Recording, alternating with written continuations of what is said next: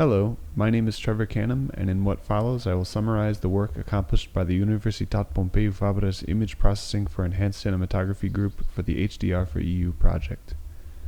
Significant and foundational contributions for this work were provided by Marcelo Bertamillo, Praveen Syriac, Javier Vázquez Corral, Raquel Gil Rodriguez, Itziar Zabaleta Raskin, Gino Boyart, Antoine Grimaldi, Elise Mateu, David Kane, and Syed Waqas Zamir. When a visual artist, like a filmmaker, photographer, designer, etc., masters their digital images for a particular appearance, the assumption is that when they are distributed, displayed, and consumed, their creative intentions, which are tied to their independent visual perception of the images, will be properly conveyed to others. It is only as a result of over a century of work by great men and women on the topic of understanding and describing the perception of color that this is possible within any degree of error. However, the potential deviations from creative intent that exist in our distribution ecosystem are still significant. New display technology and image formats are constantly adding complexity to this problem and revealing holes in our understanding of our own perception of images. Though the technology may change, the goal remains the same: to describe color in a way which closely correlates to our perception. If this can be accomplished, the artist can encode their images in such a way that their perception of them can be preserved and reproduced. We are still far from achieving this at present, but over the course of this project, our group has implemented and tested a number of state-of-the-art vision models for motion picture color management applications to move forward towards this goal. In what follows, we will give an overview of our process using the visual pathway as a roadmap. When light from a scene or a screen reaches us, its spectral properties interact with and are perturbed by those of the eye. The properties which govern the nature of this interaction are variable within a population, with factors like genetics, age, and lifestyle all being impactful. So before we even sense what is there in the scene, we each receive a slightly different version of it. The physical properties of the retina vary as well with regard to the degree to which they absorb light at different areas of the visual spectrum. So in order to properly describe perception in a way that is general among a population of individuals with normal color vision, these variables need to be accounted for. Luckily, they can be, with a color matching function, which sums up the spectral transmission and absorption properties of the eye. This problem has become particularly relevant since the advent of wide color gamut displays. To achieve these saturated colors, manufacturers have to employ spectrally narrowband primaries which concentrate energy around a single hue. If this concentrated energy happens to be located at a point where a large disparity exists between two individuals' color matching functions, the two observers would report that they are perceiving different colors. Using their physiologically based model, Yuta Asano and Mark Fairchild simulated the color matching functions of a population of color normal observers, and through a clustering technique determined a set of 10 unique observer categories, or types, that people can be assigned to. Using these color matching functions, we have a more accurate idea of what is being absorbed at the retina, and can compare between different types of viewers. So during this project we developed a pipeline which uses these functions to reduce error during the interchange of materials between color-critical observers throughout the post-production process.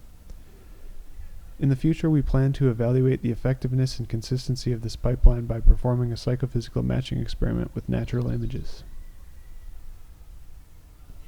As we move through life, the physical properties of the sources which illuminate our world are dynamic. As the sun makes its daily trajectory, its color changes. Factors related to the atmosphere, clouds, haze also make an impact on the sun's illumination color. Indoors, we use a variety of manufactured light sources which also vary in color. Yet through all of that, we are still able to consistently recognize and identify the colors of everyday objects that they illuminate, despite their dynamic physical signature. This, in part, is the result of shifts in the sensitivity of the color-sensing cells in our retina which aim to neutralize the color of the light source, a concept known as discounting the illuminant. The vision science community shows us that this is a process which occurs over varying timescales and involves memory and cognitive feedback. The most obvious evidence of this being that we do not perceive a page of a book under warm tungsten light as being perfectly white, implying a limiting factor in the neutralization process. We also know that the nature of this feedback is dependent on the nature of the objects we are viewing, so that its behavior would not be the same in reaction to a real-life scene versus a perfect physical reproduction of that scene on an image display, for example. So, our question in relation to color management is, when we are presented with an image on screen in an illuminated environment, to what degree is our adaptation oriented towards the scene on screen versus the environment in which the screen is located? Mobile displays allow us to view content anywhere we go, so how might our perception of the images on screen shift between the different environments in which we use them? We tested this by showing observers a series of images in a viewing environment where the ambient illumination was the same color as the white point of the display, and then asked observers to correct the same images back to the reference appearance as the lighting conditions of the room were altered. Our findings showed that the luminance and color of the lighting in the room were both relevant factors, while the field of view of the display in proportion to the surround was not.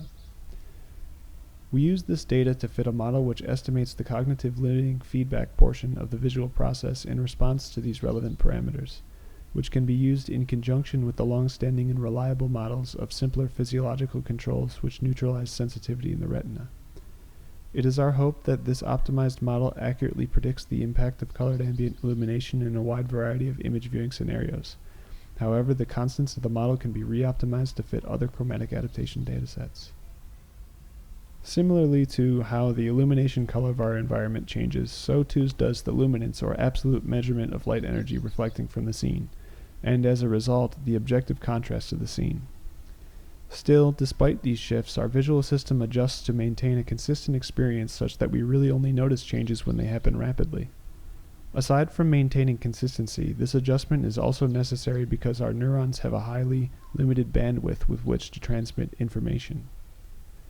With more dynamic range comes more information requiring more energy to represent the scene visually. So the visual system must compress this information while maintaining meaningful relationships between brightness levels in the scene. This is all accomplished via a combination of pupillary control, retinal sensitivity adjustments, signal pooling in the later stages of the retina, and cognitive feedback. It should be noted that this overlaps stages in the visual pathway of the previous two processes described, and makes use of the same physiological elements, demonstrating the interconnected, dynamic, and highly complex nature of our visual system. Once the scene has been sensed by the retina, its physical properties are distorted heavily to accomplish these processes. This is an extremely relevant visual process for the color management of high dynamic range video. Just as the dynamic range of scenes we encounter in the world changes, distributed HDR content is also subject to dynamic range variation depending on the system upon which it is viewed, due to the widely varying capabilities of different display types like LCD screens, organic LED screens, and cinema projectors. But, just as our visual system can adapt for changing dynamic range in the world, we can adapt content using vision models to effectively maintain appearance within the limitations of the given display system. In order to do this, we present a series of dynamic tone mapping operators which are dependent on the input image statistics and reflect a number of high-level visual behaviors identified by the vision science community. Several of these findings came from a study we conducted during the course of this project, which addressed the first-order and derivative statistics of images as a function of their dynamic range. Our findings showed that in their scene linear representations, the dynamic range of images made a large impact on the statistics. However, when models of early visual processes are applied to the images, their statistics become independent of their dynamic range. This fits in with our understanding that our visual processes work to homogenize our visual experience for the sake of preserving visual information. The model parameters were optimized by cinema colorists for ideal on-screen appearance and were successfully validated against various alternatives from academia and industry. We can see that the results have a visually pleasing and natural appearance, corroborating their effectiveness in describing the visual process. In applying this tone mapping strategy, we have identified 3 different variations for different workflow purposes. First, tone mapping for camera raw high dynamic range content for viewing on standard dynamic range screens. Second, tone mapping for content graded on high dynamic range screens to be viewed on standard dynamic range screens. And a third method for the reverse case. In addition, we have implemented a version of the raw tone mapping method as a color correction plugin for DaVinci Resolve, and are continuing development with a small user base of artists. We believe that colorists are highly applied practitioners of vision science and are capable of building models of their vision throughout years of interacting with images, making it mutually beneficial to include them in the model development process. An interesting finding we came across during this work was that existing HDR image quality metrics did not correspond well with the quality judgments of our observers. On a related note, we also participated in a collaboration with the Japan Broadcasting Corporation (NHK) on HDR video coding, a topic which relies heavily on both the visual process relevant to this discussion as well as image quality metrics. In essence, current video compression algorithms attempt to throw away information that will be visually redundant. For example, if the camera captures some subtle texture which seems to us as a solid patch, we could encode that region with a single number rather than describe the subtle variation.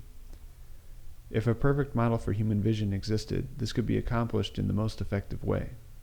However, we only have rough approximations, so we are still either seeing artifacts in our compressed images or are using more data than we need to transmit them. Similarly, image quality metrics attempt to quantify the amount of visually relevant information that is lost or distorted versus an original reference image. So this application also requires an image representation method which corresponds closely to perception. In response to these needs, we have been working on implementing our dynamic tone mapping operators for these applications. During this work, our collaborators at NHK have conducted a psychophysical experiment where observers reported the quality of compressed HDR images. Using this data, we identified an SDR image metric which had a high correlation to the observer responses, and are now using this metric to optimize a transfer function to use in the compression process. It is our hope that this can allow for greater efficiency in data storage and transfer while preserving a high image quality. As we go deeper into the visual pathway, things get more complex. Processes occur which result in obvious deviations from physical reality, as demonstrated by synthetic patterns known as visual illusions. In the patterns shown, the central fields presented are physically the same, yet they appear completely different to the eye. This particular illusion is known in the vision science community as induction, and it is believed to be the result of local signal pooling processes within the various layers of the retina. Induction can occur in two directions, that of contrast, where a color of an object can be shifted away from its surroundings, and that of assimilation, where the color of an object is shifted towards its surroundings. This could be potentially useful for our visual system for the sake of encoding efficiency, but evidence also exists of the processes being used to visually group together or separate objects in a scene based on cognitive grouping feedback. These illusions are relevant to the application of color management because their behavior has been shown to shift as a function of their viewing angle, as demonstrated. While induction patterns make the effect easier to identify and study, these dynamics are always present in our visual experience.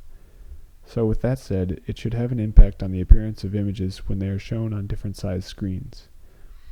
In response to this inconsistency, we wanted to develop a method for matching induction illusions between viewing angles. First, we conducted experiments where observers reported their perception of brightness and chromatic induction patterns at different scaling settings, representing the viewing angle difference between hypothetical cinema and mobile viewing test cases. Then we developed a method for compensating for the difference in induction effects reported by observers between viewing angles. If working correctly, the model should adjust the test field in the opposite direction of the induction effect. We tuned our model such that its predictions were as close to the observer responses as possible, and in most cases they were within the bounds of experimental error. Here we show images processed by our method. You can see that in the processed results the colors are generally more vivid, meaning that they have an increased degree of contrast in order to account for the assimilating effect of reducing the field of view. Despite our demonstration of visual results, we should note that we still have a very rudimental understanding of this topic and cannot yet reliably verify if our method executes the proper correction for natural images.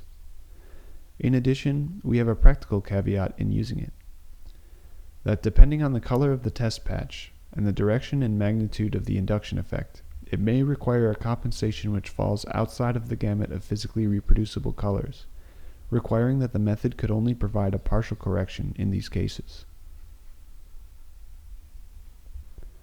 Similarly to how our visual system manages changes in the luminance range present in the scene, it also has considerations for the range of colors present, or the color contrast. the difference between the most saturated colors in the scene and the neutral point. Similar to induction, we also believe that this process is handled at the point of signal pooling in the latter stages of the retina. This makes sense as the processes are heavily related, as we see that the visual results for induction correction show an adjustment in image color contrast.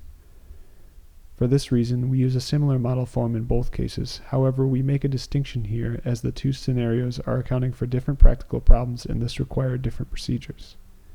For the case of gamut mapping, the application is to preserve the appearance of colors between displays that have different capabilities in terms of the range of colors that they can reproduce. The success of the model can be verified if the resulting image values fill the range of the destination gamut without going outside of it. The difficulty in doing this, though, is to preserve the proportionality between colors throughout the saturation range of the image while it is being expanded or compressed.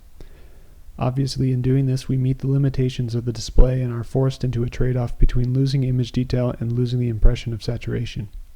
Thus, the parameters of the model are optimized image by image on their ability to meet this goal and achieve visually pleasing results. Our results were validated against academic and industrial alternatives by motion picture professionals in a post-production environment. Interestingly, we compared the quality rankings of these validation results to existing video quality metrics, which performed poorly in predicting the responses of observers. This suggests that, along with the tone mapping application, our current image quality metrics are ineffective for judgment of gamut mapping quality.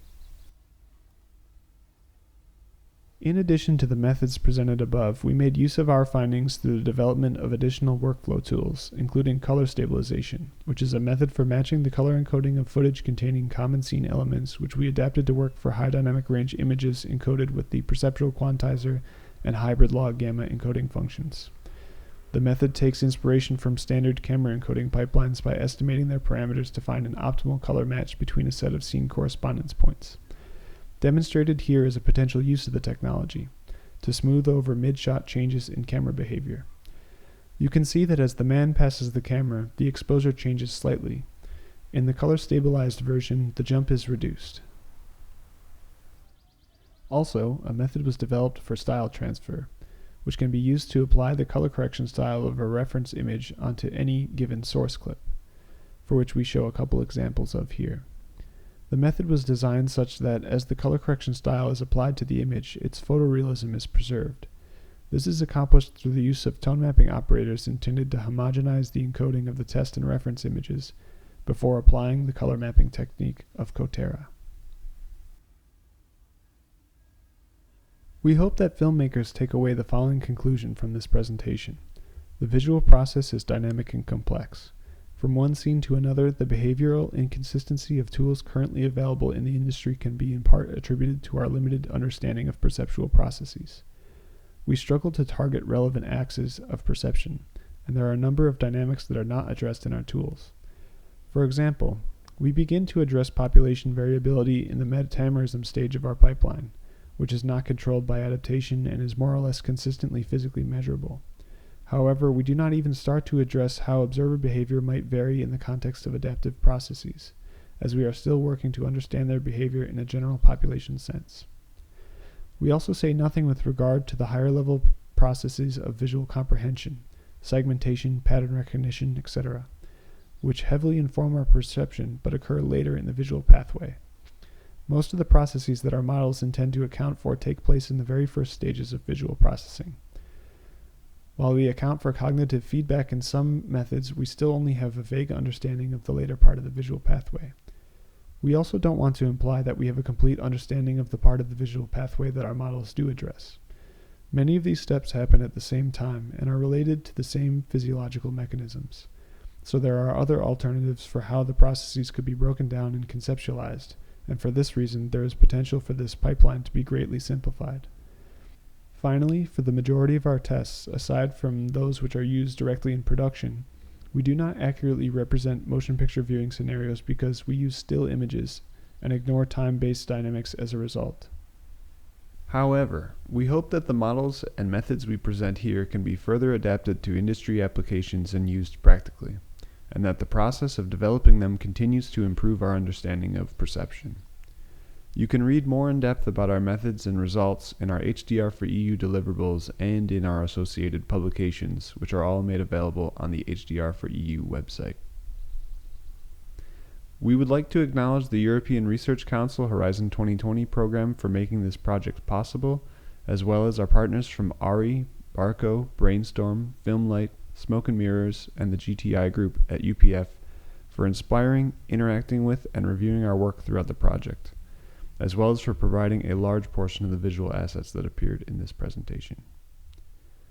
Thank you for listening, and I hope you have a pleasant day.